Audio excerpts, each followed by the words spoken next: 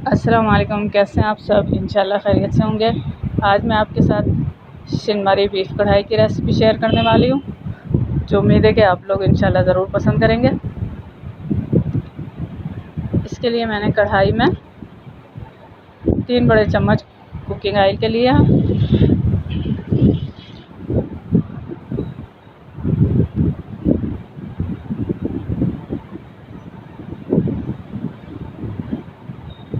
और मैं इस कुकिंग ऑयल में 3 चम्मच लहसुन अदरक का पेस्ट डालकर फ्राई करूँगी। लहसुन अदरक का पेस्ट फ्राई करने से इसमें काफ़ी अच्छी खुशबू आ जाती है। अब इसे हल्के हल्के फ्राई करना है। हल्की आंच पर मैं इसे फ्राई कर रही हूँ।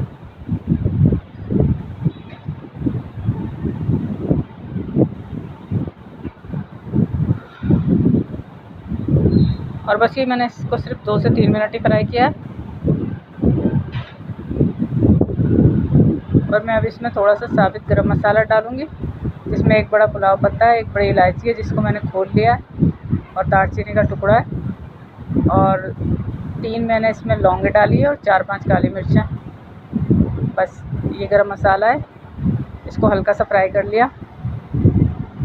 और अब मैं इसमें तकरीबन आधा किलो गोश्त है जो मैं इसमें डालकर फ्राई करूँगी।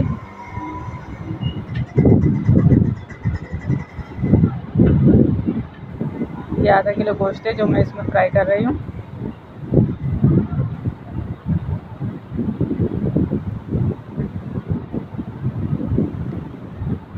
और ये देखें, इसका कलर चेंज होता जा रहा है। इसको तकरीबन 5 से 7 मिनट मैंने फ्राई किया।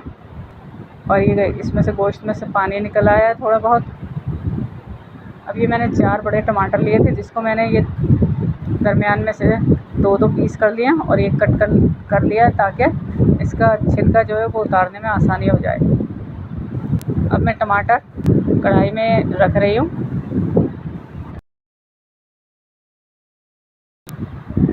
और इसके बाद इसको मैं कवर कर दूँगी, ताकि टमाटर भाप से नरम हो जाए,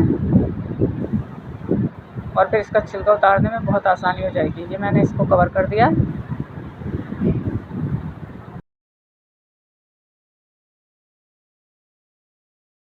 तकरीबन 5 मिनट बाद मैं इसको खोल रही हूँ, और अभी टमाटर काफ़ी नरम हो चुके हैं, और टमाटरों का पानी और गोश्त का पानी काफ़ी निकल चुका है, और इसकी छिलका जो है ये बहुत आसानी से अलहदा हो जाएगा। ये मैंने तमाम टमाटर के ऊपर से इसके छिलके अलहदा कर लिए।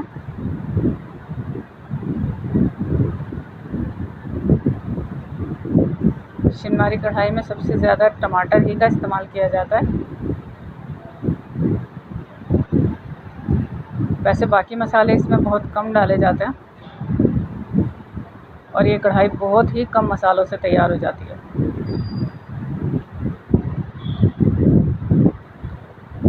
अभी मैं इसकी थोड़ी सी भुनाई कर रही हूँ, और आप देख रहे हैं इसमें कितना पानी निकल आया है। अभी तक मैंने इसमें कोई पानी शामिल नहीं किया है। ये सारा गोश्त का और टमाटरों का पानी है।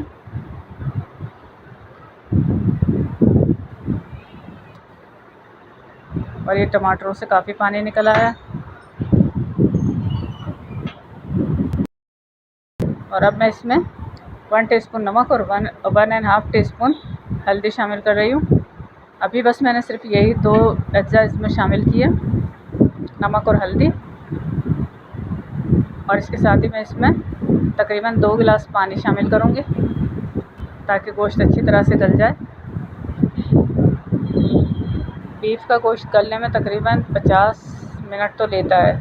1 घंटे से कुछ कम टाइम में ये गल जाता है। मैंने इसे कवर कर दिया, और तकरीबन ये 45-50 मिनट बाद इसका पानी खुश्क हो गया, और ये गोश्त बहुत अच्छी तरह से गल गया। और अब मैं इसमें 1.5 काली मिर्च पाउडर शामिल कर रही हूँ। और इसके साथ ही मैंने ये 1 छोटी प्याली दही, जो मैंने पहले से फेंट लिया था, वो शामिल कर रही हूँ। और अब इसको दोबारा से भूनना है, क्योंकि दही का पानी भी निकलेगा। और आपने देखा कि शिनमारी कढ़ाई में मसाले बहुत ही कम शामिल किए जाते हैं, लेकिन फिर भी ये बहुत टेस्टी और मज़ेदार तैयार होती है। ये दही का पानी खुश्क होने तक मैं इसे फ्राई करूँगी। और दही शामिल करने से पहले ही तकरीबन गोश्त गल चुका था।